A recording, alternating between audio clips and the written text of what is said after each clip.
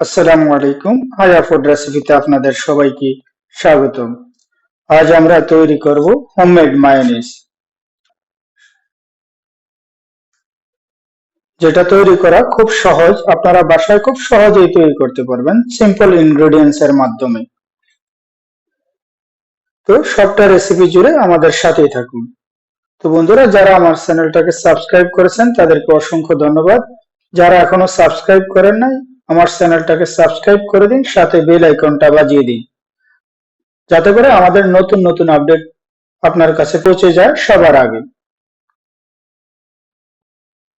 তো বন্ধুরা, তার জন্য আমরা এখানে নিয়ে নিয়েছি একটা ডিম, 1 গ্রাম লবণ, 10 গ্রাম হোয়াইট ভিনেগার, 150 গ্রাম সয়াবিন তেল। তো চলুন আমরা পরবর্তী প্রসেস শুরু করি। তো আমরা প্রথমে আমাদের ডিমটা ভেঙে ব্লেন্ডারের মধ্যে দিয়ে দিব। তার সাথে দিয়ে দিব 1 গ্রাম লবণ, স্বাদ অনুসারে, অবশ্য লবণটা স্বাদ অনুসারে। তার সাথে দিয়ে দিব আমরা 10 গ্রাম হোয়াইট ভিনেগার। তার সাথে দিয়ে দেবো আমরা 10 গ্রাম লেবুর রস। তো এখন আমরা আমাদের ডিম এবং মিশ্রণটাকে ব্লেন্ড করব। আর আমরা যে তেলটা নিয়েছি সেই তেলটা থেকে অল্প পরিমাণে কিছু তেল দিয়ে দিব।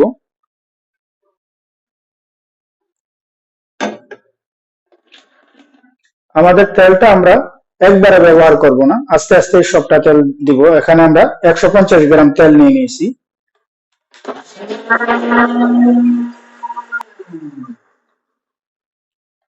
আমরা কিছুক্ষণ পর পর আমাদের ব্লেন্ডারটা বন্ধ করব, তারপর আবার তার মধ্যে তেল দেব।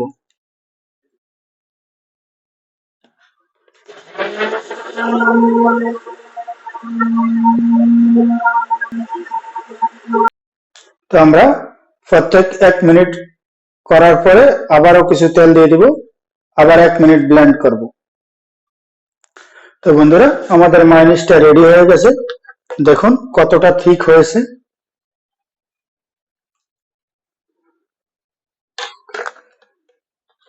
দেখুন আমাদের মায়োনিজটা একেবারে সুপার মায়োনিজ হয়েছে। দেখুন, আমরা এটাকে ব্লেন্ডারের মধ্যে 5 মিনিট পর্যন্ত ব্লেন্ড করেছি। আর প্রত্যেক 1 মিনিট পর পর আমরা আমাদের অয়েলটা থেকে কিছু তেল দিয়ে দিয়েছি।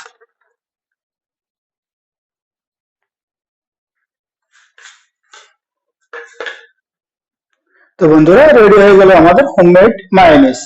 দেখুন আমাদের মায়োনিজটা কত সুপার হয়েছে। তো বন্ধুরা, আমার এই রেসিপিটা অবশ্যই আপনারা বাসায় ট্রাই করবেন, আর আপনাদের অনুভূতিগুলা কমেন্টের মাধ্যমে জানিয়ে দিবেন হায়া ফুড রেসিপিতে। আর আমার এই রেসিপিটা যদি ভালো লাগে তো অবশ্যই লাইক করুন, কমেন্ট করুন, আর আমার চ্যানেলটাকে সাবস্ক্রাইব করুন। তো দেখা হবে ইনশাআল্লাহ পরবর্তীতে অন্য কোনো ভিডিওতে। আল্লাহ হাফেজ।